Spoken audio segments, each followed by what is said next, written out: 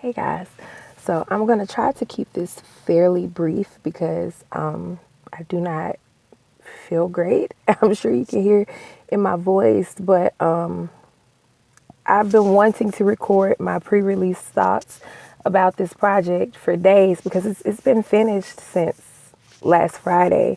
But I wanted to do the pre-order, and so I had to, upload early, blah blah blah blah.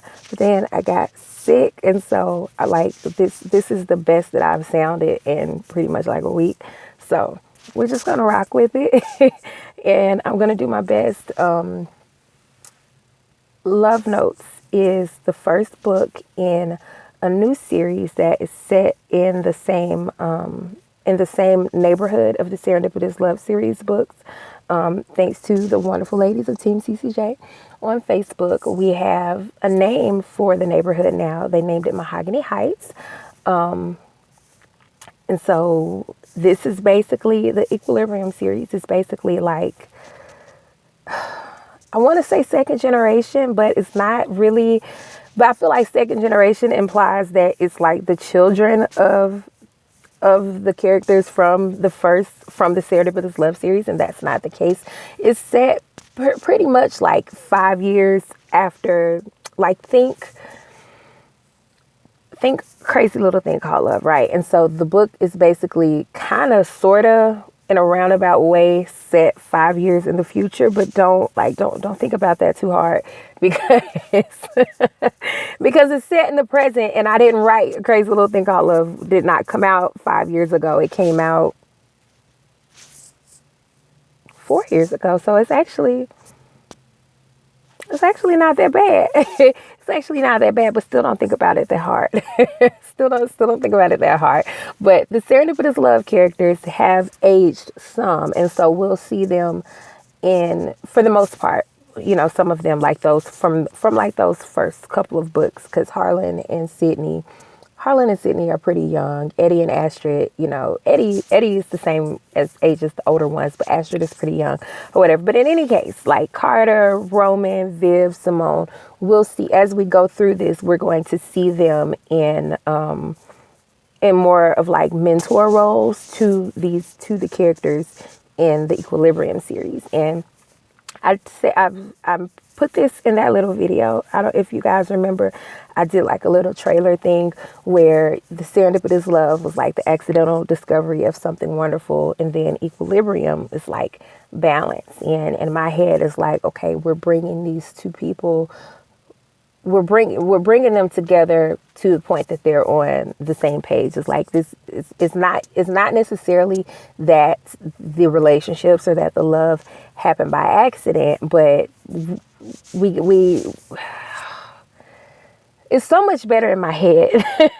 It's so much better in my head than I can verbalize it, which is probably not that great for a writer, but it is what it is. But in any case, I'm excited about the series. I think that you guys are going to like it. I really, really like Troy and Jules. Like, oh my God, my heart. That's not my heart. That's my boob. My heart. Wait. Somewhere. Y'all know where your heart is. I think. I don't. I'm not that sure.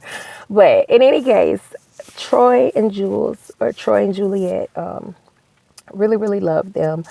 Not Nubia. God, I can't talk. I'm sorry. I'm sick. Juliet, my baby Nubia, who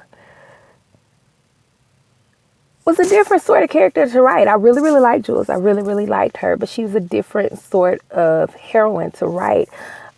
She's a very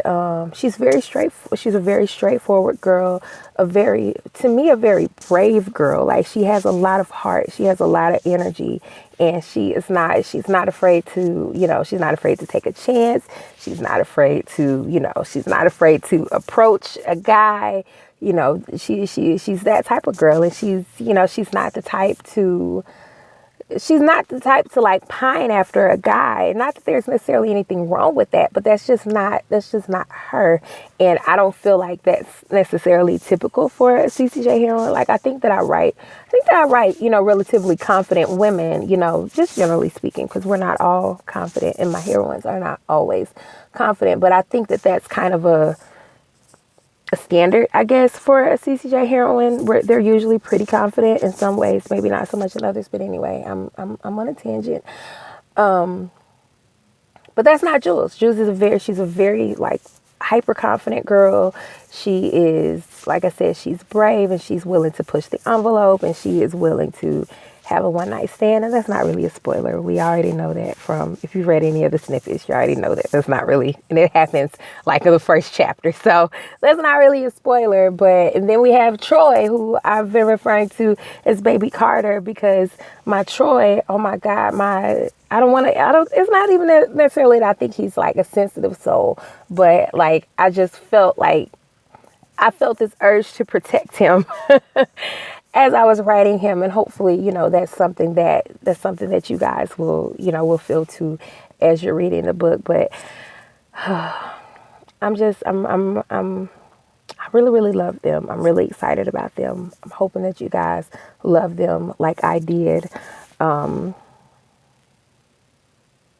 Yeah, and that's pretty much it. And I was like really raring to go with these pre-release thoughts, but now that I'm actually recording, I realize there's not too much that I can say, too much that I want to talk about, or that I want to say about them that isn't like super major spoilers.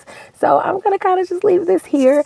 And like I said, just hope that you guys enjoy reading them as much as I enjoyed writing them. And, looking forward to the other books in the series. I'm going to tell you now that Cousin Anika is not necessarily the next book in the series. Like, so pump brakes on that. I don't know who is the next book in the series, because I do not have any plans to revisit this series until after summer. My schedule is pretty packed with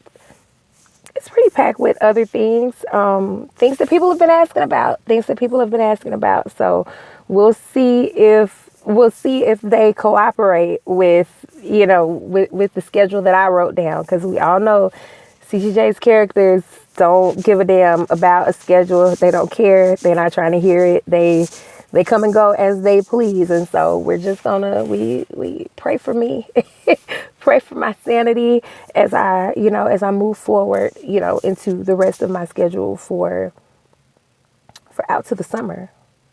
Yeah, I have it written down, what I want to write, what I'm planning to write out through the summer. So hopefully, that actually ends up being what it is. And, what else? There was something else. Oh, hopefully, I'm going to see some of you guys this, not just this summer, this spring and this summer in Dallas in April. I should have, I almost said something I wasn't supposed to say. Well, drop that. I should have some things that you guys are going to want in paperback. I'll just leave it there. I should have some of those.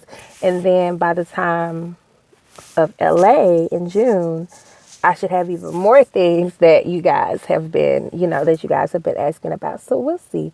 But anyway, I'm in the car waiting for my baby to get out of preschool, and it's about time for me to go ahead and go in here and show my face. So I will talk to you guys later. As always, thank you guys for reading.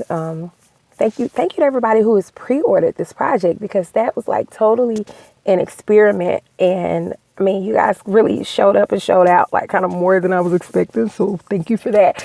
Because I was not expecting, I was definitely not expecting the number of pre-orders that I've gotten so far, because I didn't think people really liked pre-orders. Like, I don't even like pre-orders.